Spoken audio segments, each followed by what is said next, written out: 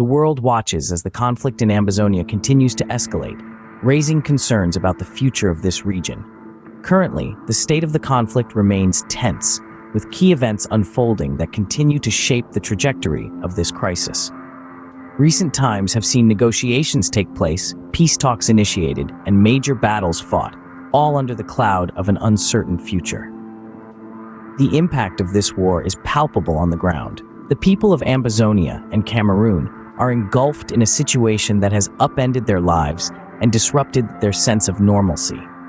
The echoes of the conflict reverberate through their daily routines, their livelihoods, and their dreams for a brighter tomorrow. The conflict in Ambazonia is not just a regional issue, but a human one, touching the lives of countless individuals who find themselves caught in the crossfire of a battle that has far-reaching implications.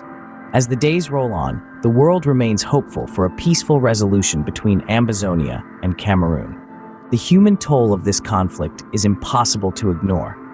The conflict between Ambazonia and Cameroun has led to an alarming number of displaced persons and casualties. Human rights violations are rampant, with reports of unlawful killings, torture, and other inhumane acts. International organizations are tirelessly working to provide aid and support, but the scale of the crisis is overwhelming. Hospitals are crowded, food and water supplies are dwindling, and countless children are out of school. The humanitarian crisis in Ambazonia and Cameroun is a stark reminder of the high cost of conflict. The international community has not remained silent on the conflict in Ambazonia.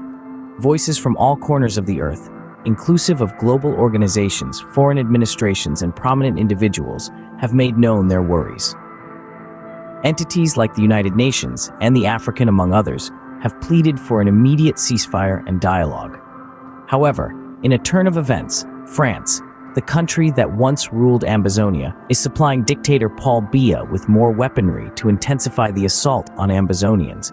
This support enables France to persistently plunder the natural resources of Ambazonia, leaving its people in a state of destitution.